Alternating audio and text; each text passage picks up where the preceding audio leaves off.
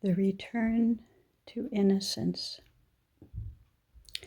I believe that the return to innocence is one of the keys to our healing as people, as a species, as a planet. I was just getting a download about this, and I was seeing that we have thought that we couldn't afford to be innocent because we have blamed the child for the actions of the perpetrator. We have blamed the child for being innocent. We have said, if I hadn't been so innocent, I could have protected myself. If I hadn't been so innocent, I could have prevented what happened to me. We reject our innocent selves because it's not safe to be innocent in a dangerous world.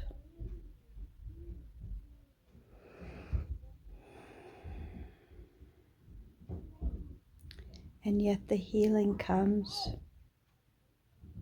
when I allow myself to be innocent. The restoration comes when I allow myself to explore as an innocent child, to approach the world with curiosity and innocence.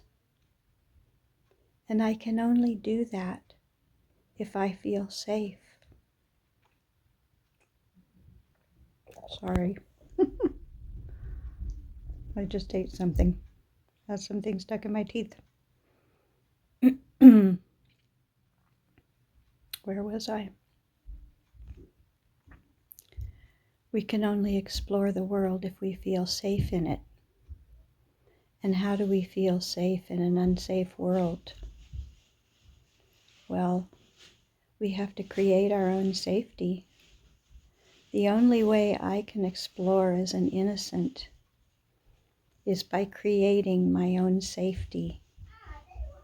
And that goes back to a whole lot of things. That goes back to understanding that I'm the one who creates my own world or my perception of it, that I'm the one in charge of my own energy, that I have the ability to create safety for myself out of a calm and peaceful heart, that I can get in touch with the center of myself, of my true self, which has always been there.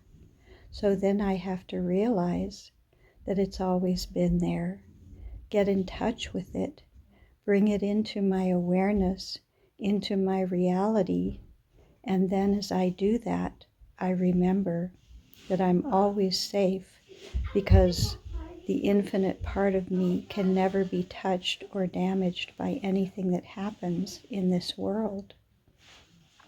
And that is quite a journey and quite a process. But it's one that I have undertaken over many years. And I've reached a place of that in my heart. And so healing my inner child, the wounded one, the one who has created patterns in order to cope with those wounds, means going back and creating an environment where she can play and explore and feel in a safe place, in a safe way. And that's what I've been doing for the last 10 years or so. When I moved back to Albuquerque into my mother's house. And a lot of what I was doing was working with my inner child and also giving her a safe place to express and be, to work out her emotions, to have them, to shift them, and also to get to play, to get to do fun things. To have me as a mom waking up in the morning saying, "It's a beautiful day. What should we do today?" And repatterning all of those things from my childhood. But I see that on a world scale, we need to do the same thing. And many people would think that that's impossible. But the truth is, we as light workers are facing an impossible task right now, and that is transforming a dangerous world into a beautiful, prospering, safe one. And how do we do it? We do it from the inside out. We do it from our own heart. We do it by creating our own world to be a safe place for us, and then joining with others who have learned to do that same thing. And as we work together to create those patterns, those new patterns for the world, it spreads, and that's how you change the world.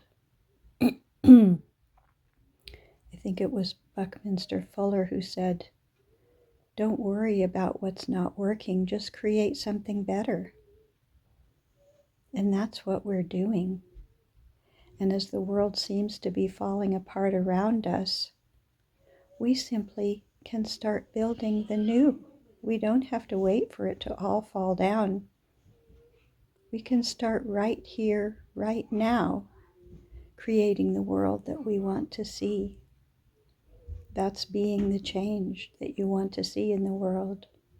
Being the change means working with your own energy, working with your own heart, healing your own inner child, healing your own patterns.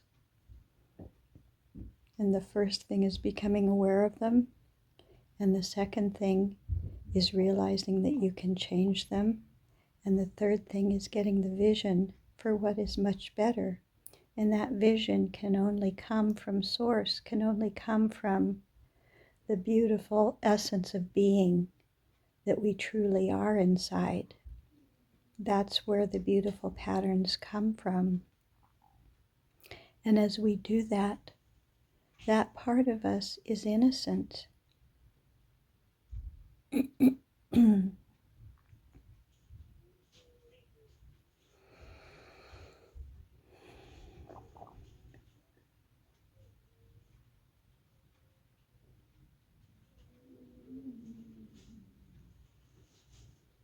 We can look at animals. Animals are innocent. They can be quite vicious to each other. They kill each other and eat each other. And yet they live in innocence. Because when they're not hungry, they don't care about killing. They participate in certain activities, which could change if the energy of the world changes. But they're able to shake those off because they live in a greater state of innocence than humans. And where do we lose our innocence? We lose it in our own minds. We lose it in the judgments we make. We lose it in the way we start thinking about things, the way we start blaming each other, the way we blame ourselves for acts that came out of innocence. Originally, everything comes out of innocence.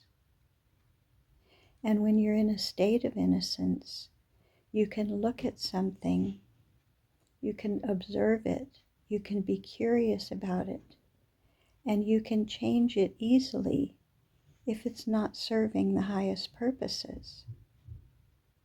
It's only when we layer blame and shame and projection and all those things on top of an innocent act that it becomes so complicated and difficult to solve. But there really are no problems that cannot be solved. The solutions are so simple and so easy, but we don't see those things if we're caught up in all the mind games, all the thought creations that we're subject to. And it takes some time to work through those. It takes some time to learn to recognize thoughts, ideas, energies, patterns, things that are going on inside me and inside others. And actually, as soon as I recognize them in me, then I can see what's going on in others. I was thinking this morning about how we have done this fascinating experiment as humans. We're all connected to each other. We have a collective consciousness, and somehow we have collectively decided to have an experience of loneliness and separation. So the fascinating and ironic thing is that we have each entered into our own personal experience of pain, rejection, heartache, loneliness. And when you see those things in yourself and you begin to deal with them and to explore them and what they mean for you, you begin to realize that everyone else has done the same thing. We have done it collectively, but we have experienced it as individuals because that was what we chose to experience. But when you realize that, that leads us home. That is the way back. The way back to unity is when we recognize that everyone else is just as hurt, just as angry, just as frustrated, just as mistreated as I have been. And when we wake up to the collective experience we're all having of being poor, helpless individuals, then you begin to realize, oh, we're all one. We're all here together. We're actually doing the same thing, feeling the same things, experiencing the same things in a multitude of different ways. We have found infinite ways to experience heartache and loneliness and despair. And so we each have our own story. And they're glorious stories to tell, especially when you've reached the end of your hero's journey and you've come back home. That's when we get to tell all the stories, the wild and crazy stories. And we tell them before then, but they make the best stories once we've come back home, once we've realized that we're not stuck in all those horrible situations that felt inescapable. So when we come back home to each other, when we come back home to our own hearts and realize that everyone else is there in my heart, that's when we get to really enjoy each other